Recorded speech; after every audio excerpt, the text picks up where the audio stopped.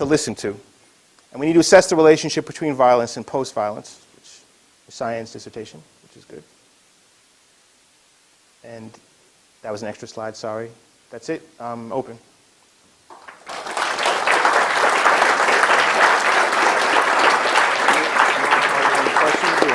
Oh, I can do it. You can direct them to the question afterwards. There's a lot of numbers of people killed, and I know that's been a big debate because of how this information was gathered.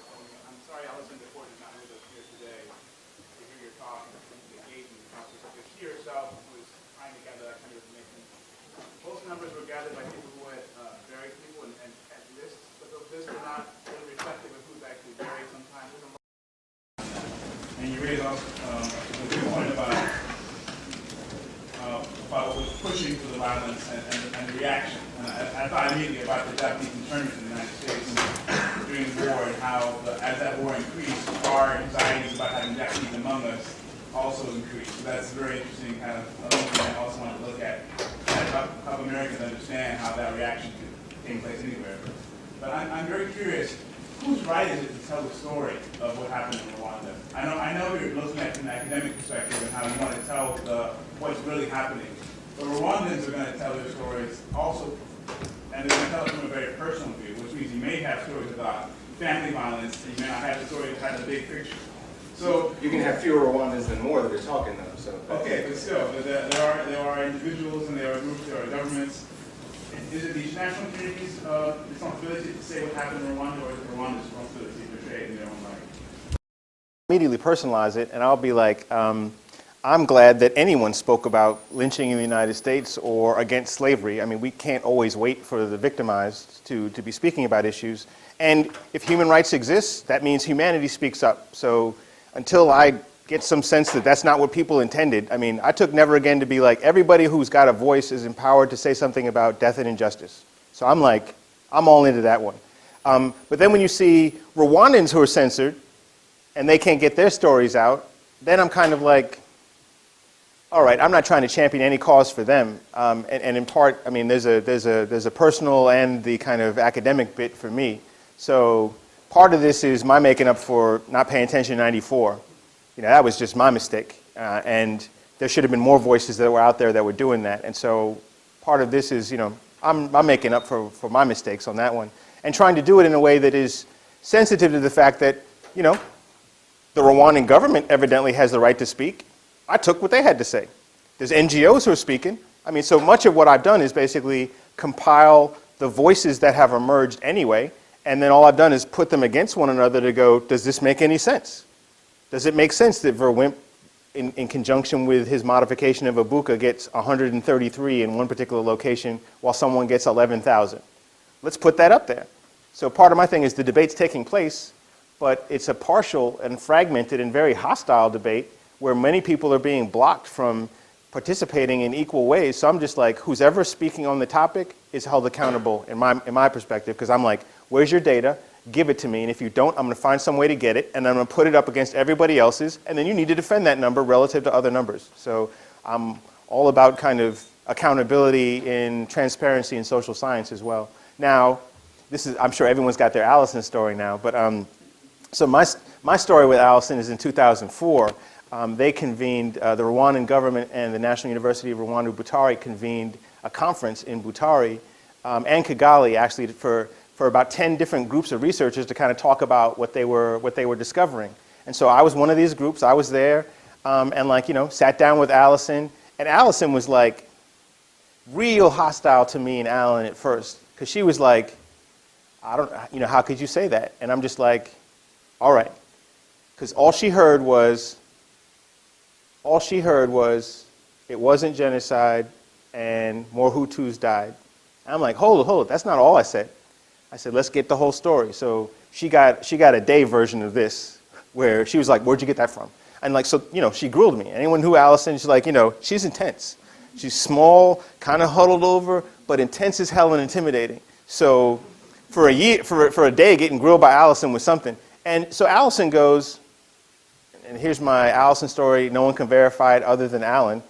But Allison was like, I'll never say this publicly, but I think you're moving in the right direction. And so I took that as, all right, good.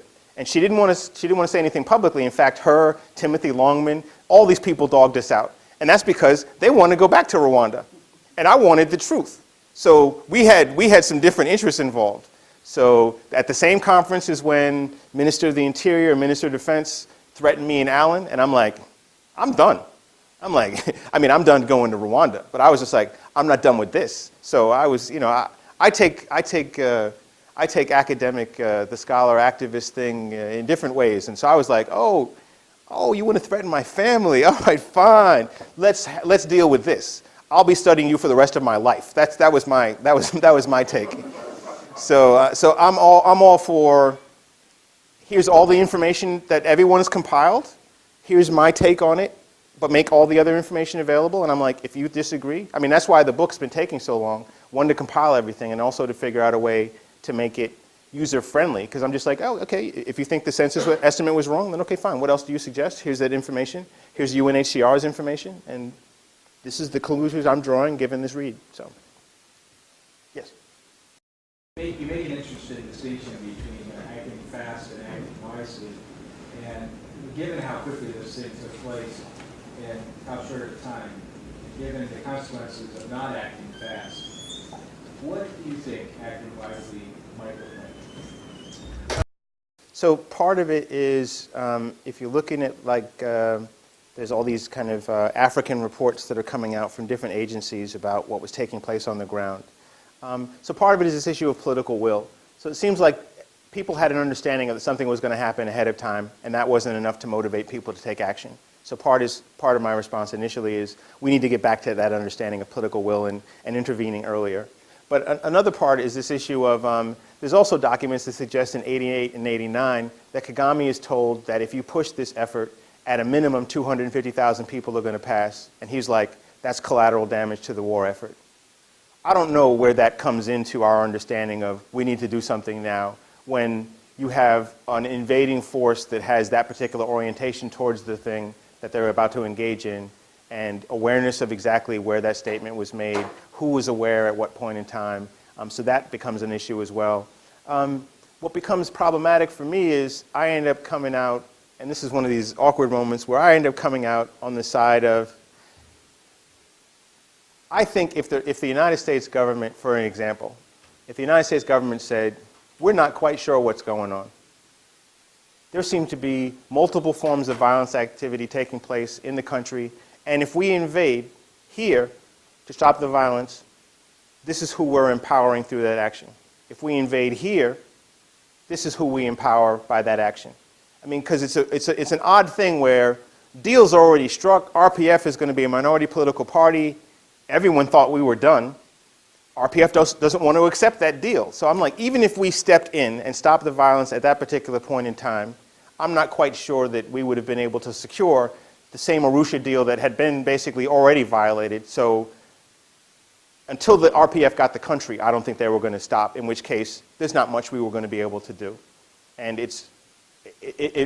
I find that very problematic to say, because that says a lot about the kind of the possibilities of humanitarian intervention in situations where at least one of the parties involved is going to do what they want to do, and unless you're going to take them on militarily, that's just going to happen. So act wisely in this context ends up being behaviorally equivalent to there's not much we could have done.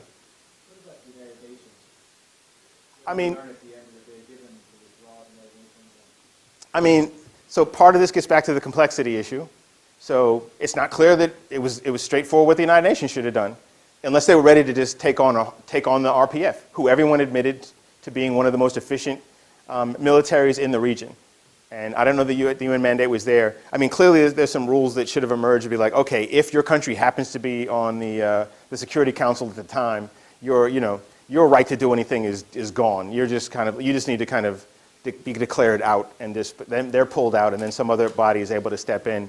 But I don't think it was necessarily clear until the UN is going to take a position. I mean, I think the R2P moves in the direction of suggesting that, hey, look, if you can't protect your people, then we'll do it for you. And that suggests a certain degree of militancy, and I don't know that we're necessarily ready to go there. That suggests that if this invading force is coming in and you cannot defend it, we will establish that order. And I don't know that the international community has gotten to that point yet. I mean, there's a presumption almost that the kind of bargaining model in international relations is appropriate to all context, and that the parties involved want to bargain. If one of the parties does not wish to bargain, they wish to take something over, that means you need to fight them. And I don't know that the UN has necessarily had that particular orientation towards the situation. They clearly need to move in that direction, but I don't see it yet. You had something? I was just wondering if you could elaborate a little bit more on the archive responsibility, specifically whether they were conscious of it and whether it was. Yes. I mean, I think what's interesting, so the ICTR did not convict anyone on the conspiracy to commit genocide. It was kind of like this thing that emerged in the context of a crisis. That didn't really sound like that's genocide to me, in the sense that I thought it was a conspiracy. So then there's some other development going on, but the trace evidence for that conspiracy has not been readily apparent yet. The actor that seems clear on almost all aspects of what took place before they invaded, through the event. I mean, so the RPF has got an office in DC to which they're sending updates about where they are in terms of troop movements, whether or not they need help. RPF is like, nah, we don't need help, we're good. Many appeals, can we assist? Nothing. So I believe that they had the most efficient fighting machine, they had the most efficient monitoring and surveillance of what was taking place, and they also were well aware of what was taking place both at the front, in front of the front, and behind the front. I mean, in the animation, you see them hold a particular position for an awful long time. So up along the north, around the top, they kind of hold sway while, like a clock, they're moving through the country. Now, this is a U.S. military strategy. You affix a position, and then you move around like a clock to sweep the country. But they're also trying to move people to Congo, and that also was not random. They wanted to move in that direction. And so there's a tremendous degree of, I think, command, control, responsibility that sits at their foot. But at the same time, the way the international law is set up, it's the FAR that would be held accountable. That's if it's genocide. If it becomes a war crime, then you're trying to get to this dynamic interaction between the two parties, which I think is somewhat more accurate to the context of the violence. But as long as we're kind of fixed to the prism of genocide, then I think that's precluding this broader understanding of the dynamics involved. Yep. Thank you for the presentation. One of the mysteries of the violence, if you allow me to use the word mystery, is the action that precipitates the violence. The bringing down of the plane of the president, then President Habyarimana, maybe you call it conventional wisdom, but the bringing down of the plane kind of brings about an environment of confusion, an environment of insecurity. Do you have some insights? I mean, it remains unclear about who brought down the plane, what the intention was. Do you have some insight to share on that? And secondly, a lot of your analysis focuses on after the violence breaks out. And I wonder whether that will change if we look into,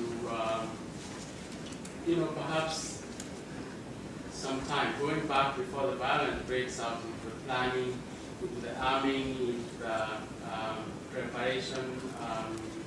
Does that change the dynamic? Because usually when violence breaks out, there's a lot of confusion. People are afraid. People kill, if people have arms, they use them.